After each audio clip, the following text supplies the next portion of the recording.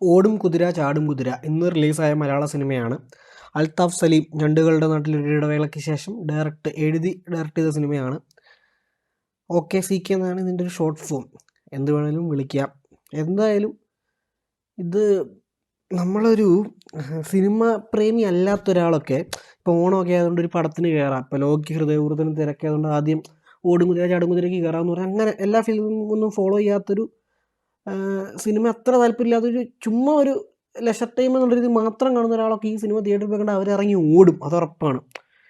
ഇപ്പം ഞാൻ ഇത്ര ഭയങ്കരമായിട്ട് നമ്മളെപ്പോലെ സിനിമ പാഷനേറ്റ് ആയിട്ടുള്ള ഒരാൾ ഇപ്പം ഞാനങ്ങനെ കണ്ടിട്ട് പോലും എനിക്ക് ഇത് തീരുന്നില്ലല്ലോ, കഴിയുമായിരുന്നു, ഇറങ്ങിപ്പോവായിരുന്നു, ആ ഒരു സ്റ്റേറ്റിലോട്ട് എത്തി. 2.5 മണിക്കൂർ ഡ്യൂറേഷൻ ഉള്ളൂ, 3 ഒന്നും ഇല്ല. പക്ഷേ ഇത് ഫസ്റ്റ് ഹാഫ് പോയതറിഞ്ഞില്ല, ഭയങ്കര ഫാസ്റ്റായിരുന്നു ഫസ്റ്റ് ഹാഫ്. സിനിമ തുടങ്ങി ഫസ്റ്റ് ഹാഫ് ഭയങ്കര ഫാസ്റ്റിൽ പോയി. പക്ഷേ സെക്കൻഡ് ഹാഫിൽ എന്താണ് എഴുതി വെച്ചിരിക്കുന്നത്?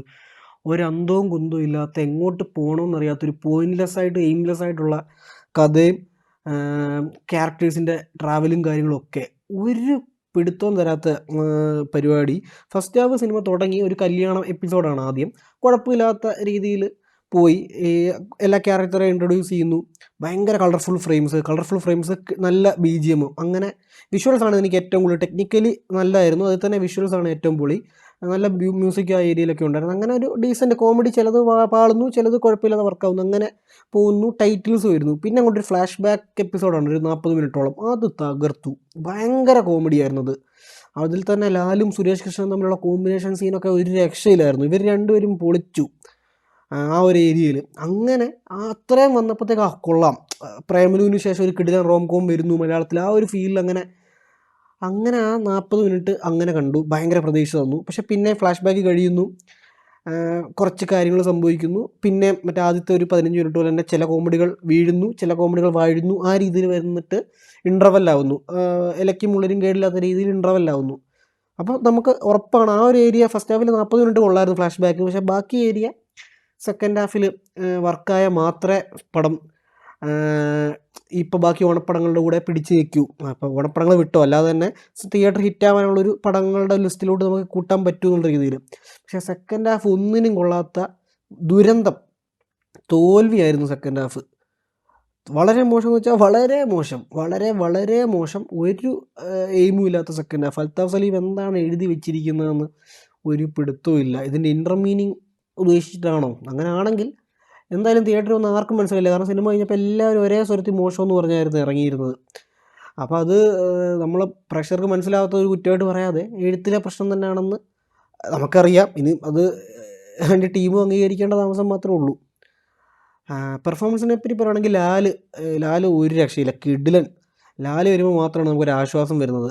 പക്ഷേ ഇത് മറ്റൊരു പഴയൊരു സിനിമകളിലെ ഒരു സ്റ്റൈലാണ്. അതായത് ഒരു ആക്ടറെ ഡേറ്റ് കിട്ടിയാൽ അയാളെ വെച്ച് ഇങ്ങനെ ഇത്ര സീൻ അയാൾക്കെന്നുള്ള രീതിയിൽ ഇങ്ങനെ അടുക്കി വെക്കുന്ന ഒരു പരിപാടിയാണ് സെക്കൻഡ് ഹാഫിൽ ലാലിൻ്റെ. ഫസ്റ്റ് ഹാഫിൽ ആ ഫ്ലോ ത്രൂ ഔട്ടുണ്ട്, സെക്കൻഡ് ഹാഫിൽ ആ ഒരു പരിപാടിയാണ്. പക്ഷെ എന്നാൽ പോലും അത് ഇച്ചിരി മറ്റേ കുത്തിക്കയറ്റി പോലെ ഉണ്ടെങ്കിൽ പോലും ലാല് വരുമ്പോൾ മാത്രമാണ് കോമഡി തിയേറ്റർ വർക്കാവുന്നത് സെക്കൻഡ് ഹാഫിൽ. സുരേഷ് കൃഷ്ണയും ഒക്കെ ഫസ്റ്റ് ഹാഫിൽ മാത്രമേ ഉള്ളൂ, സെക്കൻഡ് ഹാഫിൽ വളരെ കുറച്ചേ ഉള്ളൂ. പിന്നെ നമ്മുടെ പ്രേമലുവിൽ മമിതയുടെ അച്ഛനായിട്ട് അഭിനയിച്ച ക്യാരക്ടർ ആർട്ടിസ്റ്റ് ഉണ്ട്, എനിക്ക് അദ്ദേഹത്തിൻ്റെ പേരറിയത്തില്ല. പുള്ളി ഇതിൽ വിനീത് വിശ്വത്തിൻ്റെ അച്ഛനായിട്ടുണ്ട്. പുള്ളി കുറച്ചുള്ളെങ്കിലും രസം ഉണ്ടായിരുന്നു. പ്രേമലുവിലെ പോലെ തന്നെ പുള്ളിയുടെ കോമഡി വർക്കായി. ലാലായിരുന്നു പൊളിച്ചത്. കല്യാണി പ്രിയദർശൻ ഓക്കെ, പുള്ളിക്കാരിയുടെ ഇതിന് മുമ്പ് നമ്മളിപ്പം തല്ലുമാലയിലും ആ ഒരു കണ്ട ഒരു മീറ്റർ ഉണ്ടല്ലോ, അതായത് പെർഫോമൻസിലധികം കാര്യമായിട്ട് ചെയ്യാനില്ല, പക്ഷേ പുള്ളിക്കാരിയുടെ ക്യൂട്ട്നെസ് കൊണ്ടും ഡീസൻ്റായിട്ട് ചെയ്തുകൊണ്ടും അങ്ങനെ ഒരു ഓളത്തിൽ കണ്ടിരിക്കാൻ പറ്റുന്ന ടൈപ്പാണ്. പക്ഷേ സെക്കൻഡ് ഹാഫിൽ കല്യാണി ഇല്ല. അത് കല്യാണിയുടെ കുഴപ്പമല്ല, എഴുത്തിലെ കുഴപ്പമാണ്. എവിടെയാണ് കല്യാണി എന്ന് നമുക്കറിയത്തില്ല. ഞാൻ വിചാരിച്ചു കല്യാണ ഡേറ്റ് ഇനി ഇല്ലാത്തതുകൊണ്ടാണോ എന്ന് വിചാരിച്ചു. അപ്പം പക്ഷേ അവസാനത്തൊരു സെക്കൻഡ് ഹാഫിൽ ത്രൂ ഔട്ട് കല്യാണം ഒരു 10 മിനിറ്റേ ഉള്ളൂ എന്തായാലും. പിന്നെ ഫഹദ് ഫാസിൽ ഓക്കെ, പുള്ളിയുടെ റീസെൻ്റായിട്ടുള്ളത് നോക്കുവാണെങ്കിൽ ഏറ്റവും മോശം പെർഫോമൻസ് ആണ്. പക്ഷേ അല്ലാതെ നമുക്ക് നോക്കിയാൽ കുഴപ്പമില്ല. നിവിൻ പോളി ചെയ്തിരുന്ന പൊളിച്ചാണ് ഈ റോള്. സത്യം പറഞ്ഞാൽ ഈ പടം ആര് ചെയ്താലും ഗതി പിടിക്കത്തില്ല. പക്ഷേ നിവിൻ പോളി ആയിരുന്നു കുറച്ചുകൂടെ ആപ്റ്റ്. ഫഹദിനേക്കാളും നന്നായിട്ട് ഉറപ്പായിട്ട് നിവിൻ പോളി ഇതിന് വന്നേനെ, പുള്ളിയുടെ സോണായിരുന്നു. ഫഹദ് ചിലയിടത്തൊക്കെ ഓവറായിരുന്നു, പക്ഷേ ഫസ്റ്റിലൊക്കെ കണ്ടപ്പോൾ ഓവറായിട്ട് തോന്നി. പിന്നെ അത് കുഴപ്പമില്ലാത്ത രീതിയിൽ ചെയ്തു. പക്ഷേ ഒരിടത്തും ഒരു ഫഹദിൻ്റെ പെർഫോമൻസ് കൊണ്ട് പടം അപ്പായിട്ടില്ല. അതിലാല് മാത്രമാണ് ഇപ്പുറത്തിൽ അങ്ങനെ ചെയ്തത്. പിന്നെ എനിക്ക് ഒട്ടും ഇഷ്ടമില്ലാത്ത പിന്നെ രേവതി പിള്ളൊരു നായികയായിട്ട് വരുന്നുണ്ട്. നല്ല പെർഫോമൻസ് ആയിരുന്നു. ഞാൻ പറഞ്ഞില്ലേ അതൊന്നും എഴുത്തിലൊട്ടും സ്ട്രോങ് അല്ല. നമുക്കതുകൊണ്ട് തന്നെ ഈ പെർഫോമൻസ് പിന്നെ നമ്മൾ പെർഫോമൻസ് എങ്ങോട്ടാണെന്ന് ചിന്തിച്ചാൽ അത് കിട്ടത്തുള്ളൂ. അല്ലാതെ കണ്ടുകൊണ്ടിരിക്കുമ്പോൾ വൗ സൂപ്പർ അങ്ങനെ തോന്നത്തില്ല. ഡീസൻ്റായിട്ട് ചെയ്തിട്ടുണ്ട്. എനിക്ക് ഒട്ടും ഇഷ്ടപ്പെടാത്ത വിനയ് ഫോർട്ടിൻ്റെയാണ്. പെർഫോമൻസും ഇഷ്ടപ്പെട്ടില്ല, ക്യാരക്ടറും ഇഷ്ടപ്പെട്ടില്ല. ഏറ്റവും തൊലിഞ്ഞ എഴുത്ത് വിനയ് ഫോർട്ടിൻ്റെ ക്യാരക്ടറിൻ്റെ ആയിരുന്നു. അതിൽ തന്നെ പെർഫോമൻസ് പോലും പുള്ളിക്ക് ഒട്ടും ഒരു തരത്തിലെ കോമഡി വർക്ക് ഒരു കോമഡി പോലും വിനയ് ഫോർട്ട് ഇത് ചെയ്ത ഒരു കോമഡി വർക്കായിട്ടില്ല. പുള്ളിയെ കൊണ്ട് അതൊന്നും പറ്റിയിട്ടുമില്ല. എഴുത്തിലും പറ്റിയിട്ടില്ല, പുള്ളി ചെയ്തതും ഓക്കെ അല്ലായിരുന്നു. അങ്ങനെയായിരുന്നു ഇതിൻ്റെ ഒരു പെർഫോമൻസ് മീറ്റർ. പിന്നെ ഞാൻ ടെക്നിക്കലി കൊള്ളാം, നല്ലതായിട്ടുണ്ട്.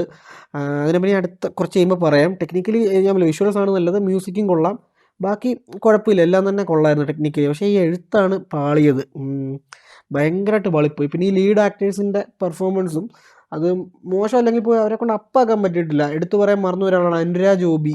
വാഴയിലുണ്ട്, ഓമേരി ലൈലയിലുണ്ട്. ഇതിൽ രണ്ടിലും എനിക്ക് അദ്ദേഹത്തിൻ്റെ പെർഫോമൻസ് ഇഷ്ടപ്പെട്ടാണ്. ഇതിലും നന്നായിട്ട് ചെയ്തിട്ടുണ്ട്, കിടിലനായിട്ട്. ഫഹദ് ഫാസിലിൻ്റെ കൂടെ കട്ടക്ക് ടൈമിങ്ങിൽ കട്ടക്കെന്ന് പറയണ്ട, ഫഹദ് ഫാസിലേക്കാൾ നന്നായിട്ട് പിടിച്ചിരുന്നതല്ല, ഫഹദ് ഫാസിലേക്കാൾ നന്നായിട്ട് സ്കോർ ചെയ്തത് മൊത്തം അനുരാജാണ്. നല്ല പെർഫോമൻസ് ആയിരുന്നു. പിന്നെ ഞാൻ പറയാൻ വന്നത്, ഇത് ഇത്രയും ബഡ്ജറ്റ് ചെയ്യുന്ന പടമാണ്, അതുകൊണ്ടാണ് ഈ ടെക്നിക്കലി ഇത്ര അടിപൊളിയായത്. ഭയങ്കര കിടുവാണ്. ഒരു ഹിന്ദി പടം, ഹിന്ദിയിലൊരു ബിഗ് ബഡ്ജറ്റ് പടം. ഇപ്പോൾ നമ്മൾ റീസെൻ്റ് പറയുന്ന റോംകോം റോക്കി ഓർ റാണി കി പ്രേം കഹാനി, എത്ര കളർഫുൾ, എത്ര ബഡ്ജറ്റ് ഇറക്കിയ പടമെന്നറിയാം. അതിൻ്റെ 10-1 ഇതിൻ്റെ ബഡ്ജറ്റ് കാണത്തുള്ളൂ.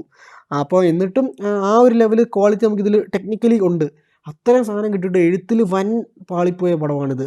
എനിക്ക് തോന്നുന്നത് എന്തായാലും ഇതൊരു 60 ദിവസത്തിലൊക്കെ തീരേണ്ട പടമാണ്. നമുക്കിത് ഇതിൻ്റെ സ്കെയിൽ കാണുമ്പോൾ അറിയാം. Scale in the sense geographical സ്കെയിലും ആ ഒരു കഥയുടെ സ്കെയിൽ കാണുമ്പോൾ അറിയാം. പക്ഷേ ഇത് ഒരു 150 ദിവസം കൊണ്ടാണ് ഷൂട്ട് തീർത്തത്, പല ഷെഡ്യൂള്. അത് ഓൾറെഡി അത് ഇങ്ങനെ 150 ആയപ്പോൾ തന്നെ ഈ ഓൺലൈനിലൊക്കെ ഒരു ചർച്ച ഇങ്ങനെ സിനിഫൈൽസിനിടയിൽ ഉണ്ടായിരുന്നു.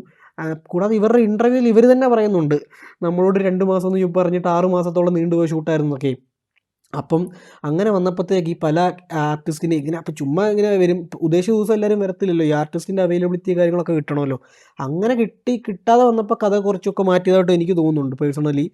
അപ്പം അങ്ങനെ മൊത്തത്തിലൊരു അൽഗുലിത്ത് പടമായിരുന്നു ഓടും കുതിര ചാടും കുതിര. ഞാൻ ആദ്യം പറഞ്ഞ കാര്യം തന്നെയാണ് പറയുന്നത്. നിങ്ങൾ ഒരു സിനിമാ പ്രേമിയാണ്, ഉറപ്പായിട്ടും കണ്ടു നോക്കൂ, കണ്ടിട്ട് വിലയിരുത്തൂ. ഇപ്പം ഇതിലെന്തെങ്കിലും ഇന്നർ മീനിങ് ഉണ്ടെങ്കിൽ നിങ്ങൾക്കത് കിട്ടിയാലോ.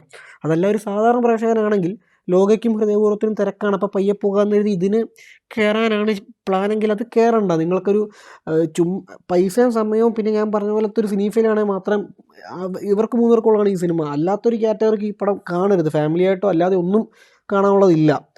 അങ്ങനെ കണ്ടു കഴിഞ്ഞാൽ ഉറപ്പായിട്ട് നിങ്ങൾ മറ്റേ സീറ്റിൽ നിന്ന് ചാടും, തിയേറ്ററിൽ നിന്ന് ഓടും. എന്നിട്ട് പിന്നെ പറയാനാണെങ്കിൽ ഇത് ഉറപ്പായിട്ടും OTT ഒക്കെ വന്നു കഴിയുമ്പോൾ ഒരു തവണ ഒരു വൺ ടൈം വാച്ച് അർഹിക്കുന്ന സിനിമയാണ്. OTT വന്നു കഴിയുമ്പോൾ തിയേറ്ററിൽ വെച്ച് പറയുമ്പോൾ ഇതൊരു ബിലോ ആവറേജ് സ്കിപ്പബിൾ പരിപാടിയാണ്. അപ്പോൾ ഈ സിനിമയ്ക്ക് എൻ്റെ റേറ്റിംഗ് 2/5 ആണ്.